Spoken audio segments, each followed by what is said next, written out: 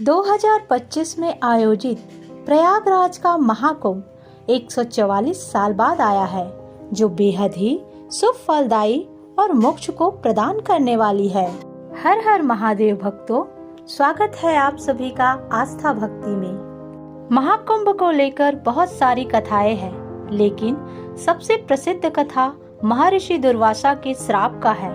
कहते हैं महर्षि दुर्वासा के श्राप के कारण एक बार देवराज इंद्र और सभी देवता और सभी असुर शक्तिहीन हो गए थे। संकट तो विकट था और देवताओं को भी कोई उपाय नहीं सूझा। अंततः सभी हर बार की तरह भगवान विष्णु के पास गए। भगवान विष्णु ने देवताओं से कहा, आप सभी का ऐश्वर्य और वैभव समुद्र यानी तल में समा गया है और तल से ये वापस कैसे होगा, इसके लिए मंथन करना पड़ेगा, समुद्र मंथन करना पड़ेगा और समुद्र मंथन से निकले अमृत को आप सब ग्रहण करिए और सब अमर हो जाइए। लेकिन यह कार्य आसान नहीं था। समुद्र मंथन से अमृत निकालना एक विकट लक्ष्य था। भगवान विष्णु ने इसके लिए दानवों से सहयोग लेने के लिए कहा। भगवान विष्णु के निर्देश पर देवताओं ने असुरों के साथ मिलकर योजना बनाई। देवताओं के प्रस्ताव सुनकर असुरों के राजा बलि समुद्र मंथन के लिए प्रस्तुत हो गए। इसके बाद वासुकी नाग की मंथनी बनाई गई और मद्राचल पर्वत की सहायता से समुद्र मंथन प्रारंभ हो गया।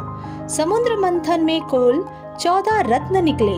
हलाहलवेश, कामधेनु गाय, उच्चैःश्रव घोड़ा, ऐरावत हाथी, कौस्तुभ मणि, कल्प वृक्ष, अप्सरा रंभा, माता श्री लक्ष्मी, वारुणी, चंद्रमा, पांचजन्य शंख, पारिजात शंख, सारंग धनुष और अमृत कलश, ये सब समुद्र मंथन से निकला।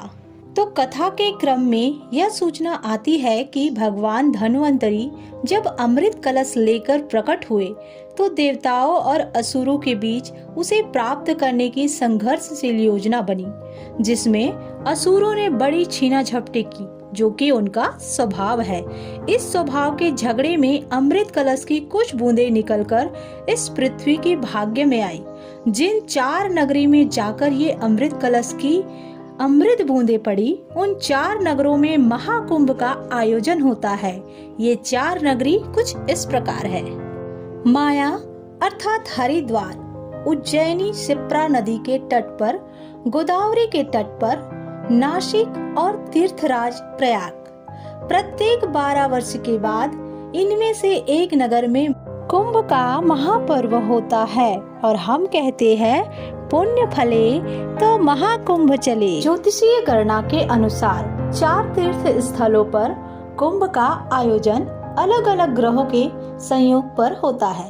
प्रयागराज महाकुंभ का आयोजन भी इसी दुर्लभ ज्योतिषीय योग पर हो रहा है। जब मेष राशि के चक्र में बृहस्पति हो, तब सूर्य और चंद्र के मकर राशि में प्रवेश करने पर अमावस्या के दिन कुंभ का पर्व प्रयाग में आयोजित किया जाता है। ज्योतिषीय गणनाओं के अनुसार गुरु बृहस्पति को सभी राशियों का चक्र पूरा करने में 12 वर्ष लगते हैं। पौराणिक कथाओं के अनुसार समुद्र मंथन से प्राप्त अमृत कलश को लेकर देवताओं और असुरों के बीच 12 दिनों तक युद्ध हुआ, जो पृथ्वी पर 12 वर्षों के बराबर है। इसलिए महाकुंभ भी 12 वर्षों पर आयोजित होता है। कुंभ शब्द का मतलब होता है घड़ा। धार्मिक दृष्टि से देखें तो महाकुंभ का मतलब हुआ अमृत से भरा विशाल घड़ा। एक मान्यता भी यह है कि यहाँ स्नान करने से लोगों की सारे पाप नष्ट हो जाते हैं और मोक्ष की प्राप्ति होती है। तो यह थी महाकुंभ से जुड़ी पौराणिक कथा। आशा करते हैं कि यह वीडियो आप लोगों को पसंद जरूर आया होगा। पसंद आया होगा तो लाइक करना ना भूलिएगा। चैनल पर नए हैं तो सब्सक्राइब करना ना भूलिएगा और कमेंट बॉक्स में हर हर महादेव लिखना ना भूलिएगा। इसी तरह के वीडियो इस चैनल पर आते रहेंगे। जय महाकाल।